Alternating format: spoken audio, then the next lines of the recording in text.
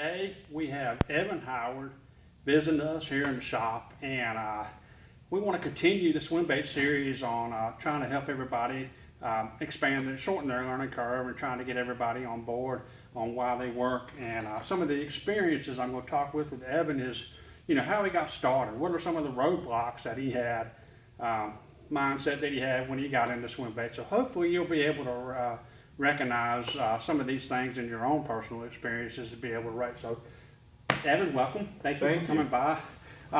So tell me, how long have you been fishing big baits? I started in winter of 2011. Okay, cool. And so when you got started, tell me a little bit how you got started. What are some of the things that you, the myths and roadblocks that you had when you got started that you had struggle in getting over? Well, the big myths are that, they're not going to work in your area, Okay. or they're too big to work. So, the first thing, they're not going to work in your area. You see, they all pretty much started out in California, big trout fed lakes. We have this perception of that's the only place, they're going to bite a swim bait. Right. And then so it takes a while, it takes experience seeing it happen to know that, okay, they're going to bite that bait, even if it's colored like a trout and there are no trout here, they're going to eat that big bait. There you go. Cool. How long did it take you to get comfortable with swim baits? It was kind of a roller coaster of getting comfortable with them. There's a lot of peaks and valleys with it. So my very first trip, I broke my personal best. I caught like a 4.5, a 5, and a 6.5 in the first trip. That's not normal. No, it's not. It's not. I just got really, really lucky to set up on a really good area. But then after that, I struggled hard for a long time to try to match that again, and it actually made it harder having success right off the bat to try to duplicate that and deal with those droughts that you go through. You still caught fish, you just didn't catch big fish. Right, I just didn't have that same, home run success, but you still caught fish, but, you had those trips where they were few and far between and the trips of plenty. Mm-hmm. Are you surprised at how many small fish you catch on big baits?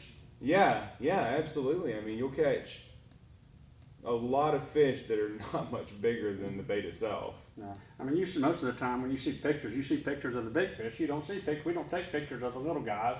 We just throw them in back. No, yeah, we throw those quickly back.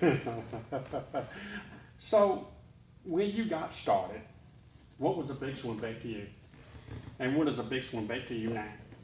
5, 6-inch bait was big. I think when I started, I had a 5-inch bait and a 6-inch bait to start with.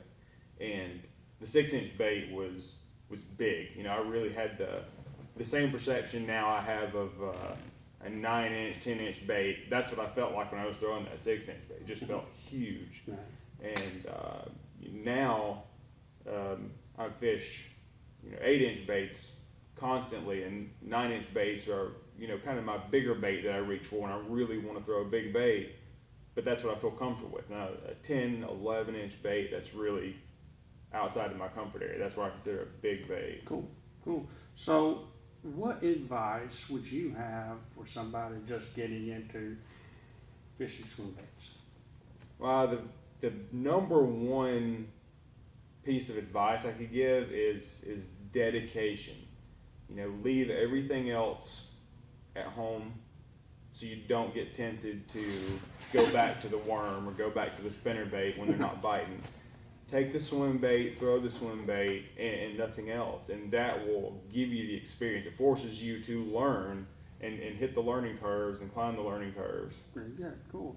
So when you were fishing, you caught a personal best before you were fishing swim baits. Can you tell us a little bit about what you were catching, what your normal arsenal was before swim baits, and now that you're fishing swim baits, what is your normal catch rate or that kind of thing, and what do you use now? So, I fished all my life for bass, so 4 or 5 pound bass, 4 or 5 pound largemouth was a big fish, fishing worms and spinner baits and top water. And I think my personal best was about 6 pounds that I caught when I was in high school, I think. And that was huge, and I didn't think I was going to beat that. And then for spotted bass, which is a fish I love to go after the most, I had a goal for years of trying to catch a 5-pounder, and I caught like a 4.13 or something like that on a spinner bait, and that was, huge. And I couldn't break it. I couldn't get past that until I started throwing swim baits. And then, I've eclipsed for largemouth and for spotted bass, and smallmouth too. Almost every species you can think of, I've eclipsed all my personal bests many times throwing swim baits. Cool. So, when you were fishing, what was the one thing that surprised you when you were fishing swim baits now versus before you got in there? What was the one thing that you wouldn't expect, you were least expecting? Well, I kind of had an idea that you were going to catch bigger fish, and I had the idea that it was going to be tough, but I really didn't expect to catch as many big fish as I did. I didn't expect the success, and not just the first trip, but sustained success where I'm breaking my personal best at a regular interval, and then also the number of fish you catch. When you have those good days, it really can be a numbers bait when you're throwing a swim bait. And probably the most surprising thing though was once you really get comfortable and you get some confidence and you learn the baits, how much of an absolute grind it can be. You just have huge peaks and then huge valleys that you have to climb out of, and those can last over several trips. Yeah, so you would say confidence would be a biggest thing. Yeah, that's the number one, to me, that's kind of one of the number one things is confidence and dealing with confidence and throwing those baits. Even, they're going to work. You've seen it time and time again, but having the confidence to keep it up and not go back to, the trick worm or go back to the Cinco. Yeah, that's the biggest thing, is getting that first bite. I know you had it pretty easy getting that first bite, so your motivation came a lot easier than a lot of people. Yeah. A lot of people have that grind before they get their first bite. But I've always found that once you get that first bite or two, once you get that first bite, you're really surprised.